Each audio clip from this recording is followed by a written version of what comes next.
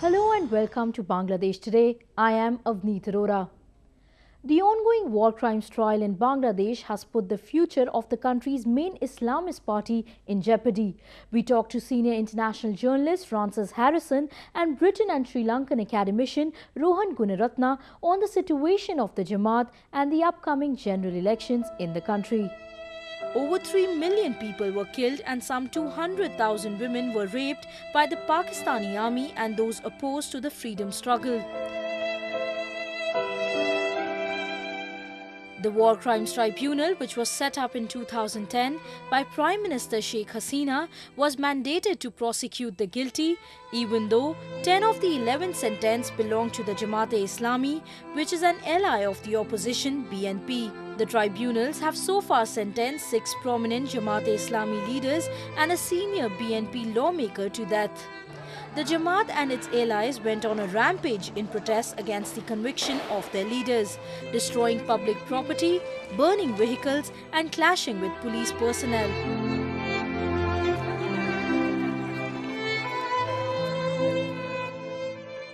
Frances Harrison, a visiting fellow at the Institute of Commonwealth Studies or ICWS in London, was of the view that the trial of those accused of committing war crimes during 1971 Liberation War has impacted Bangladesh's polity. A huge spate really of attacks on Hindus in February in the wake of one of the verdicts in the war crimes trial. And I think that's something to look for in terms of the elections. If they go ahead, then attacks on minorities probably will be something that may happen again and are a serious concern, because obviously those things shouldn't happen. What's happening with the war crimes trial is it's bringing up all these issues again. I mean, it's having a huge impact on obviously Jamaat-e-Islami and its future as a political party, its top leadership obviously being on trial. And then that's impacting politics in all sorts of unpredictable and really fascinating ways. So you've got the emergence of the Shahbaz movement and then the way that developed, which was something that was totally unpredictable. And the fact that you had these madrasa boys from Hifazat Islam coming onto the streets, that was something that nobody, when I first went to Bangladesh early in the year for the research for this project, nobody mentioned Hifazat at all. It just was not on the agenda when you discuss political Islam. And then, a month or two later, there's 100,000 of them on the streets in Dhaka. So the unpredictability of different Islamic forces in a way fighting for the space, coming together, being divided, it's very, very complex. There are kind of doctrinal differences of opinion within the Islamic fold between these groups, and yet sometimes they form alliances against more what they would call atheist forces or more secular forces outside there. So it's a moving feast. I don't know quite where it will end up. It will definitely impact the elections in some way, but everything is extremely fluid and unpredictable, and that was one thing that really sort of struck me, how quickly things have changed, are changing in Bangladesh month to month. Harrison also said that the elections in the country due early next year had both main parties with a lot to play for, and the role of the Jamaat will also be crucial. Bangladesh is expected to go to polls anytime between October 2013 and January 2014, as Prime Minister Sheikh Hasina had hinted last month. Whether the elections will happen on time, who knows, but we'll know by October 24th if they're called, so it's not long to wait.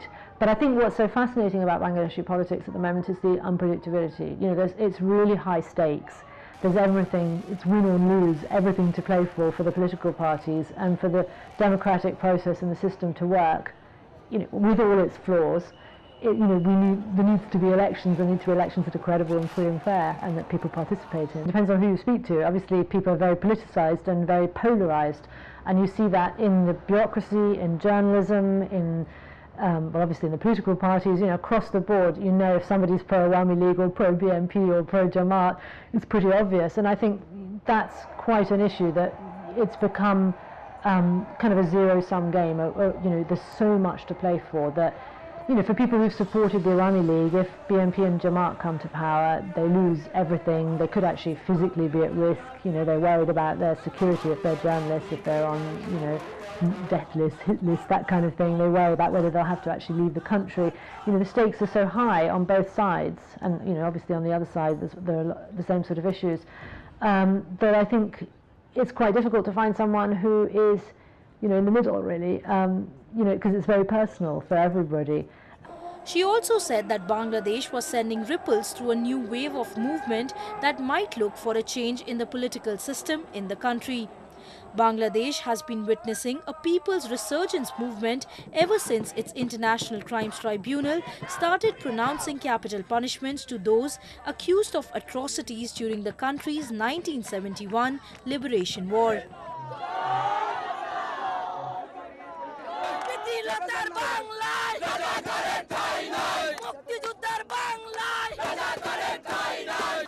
Dhaka's Shahbag Square turned into a nucleus of all political demonstrations and protests from Bangladesh's civil society, which demanded swift trials for 1971 war crimes accused. Third force, and I think people pointed to the Shahbag movement in terms of youth participation in politics as initially in the very beginning days as a positive thing, that people, particularly young people who were not interested in politics, suddenly became motivated, but then clearly it went off in a different direction. So the absence of a third force is something that people really bemoan. But having said that, you know, there's still many things about Bangladesh that are very dynamic and positive. You know, there still is quite a bit of space for freedom of expression, I would say. I mean, the risks are very high for many journalists, but they are pushing the limits daily, and more so than in some countries in the region. And there is this entrepreneurial kind of drive. You know, you see the economy flourishing, the garment factories, you know, it is really dynamic in a way. So when ordinary people are not fettered by the politics, you know, on a private level, they can, you know, really push forward and achieve a great deal. So there's still a lot of intellectual debate about how the country should develop, and a great deal of dynamism about it, and tolerance and freedom, which you kind of forget when you discuss these very grim issues around holding elections and the identity of the country. Harrison further said that the Jamaat-e-Islami was not really interested in the upcoming polls, as it was looking to influence people, especially women in the rural areas of the country. The Jamaat-e-Islami is systematically functioning to embed itself in the country's political system, she claimed. You know, the Islamic parties are playing a very slow, long waiting game. You know, they're not bothered about whether they have a prime minister or they win the elections so much. They win the same sort of general vote block each time. But they are doing a lot of outreach work, and in villages they're sending women to do, you know, education classes on the Quran, and with that sometimes comes politics as well. So they're kind of, it's a creeping, slow process for them, and they're in it for the long game, in a way that politicians are worrying about the next poll. The coming months are crucial for the Awami League government. They need to ensure free and fair elections and also make sure the war crimes trials go on smoothly and are not derailed. Meanwhile, terrorism expert and academician from Sri Lanka, Rohan Gunaratne, was of the view that banning the Jamaat-e-Islami was a major achievement for Bangladesh and that the Islamic outfit had no place in a secular society. In August this year, a high court in Bangladesh had banned the Jamaat from contesting elections. The verdict came as a major blow to the Islamist party and its ally, the BNP. They instantly filed an appeal in the Supreme Court and also hit the streets in protest against the High Court ruling. I personally said that the current wave of extremism cannot be fought by military, intelligence and law enforcement. Civil society must come together. There must be a greater participation of academia, of the NGOs, of community leaders. In Bangladesh, terrorism has been very effectively dealt by the police, intelligence and military. DGFI, NSI, Rapid Action Battalion, they have done a very good job with regard to terrorism, but not with regard to extremism.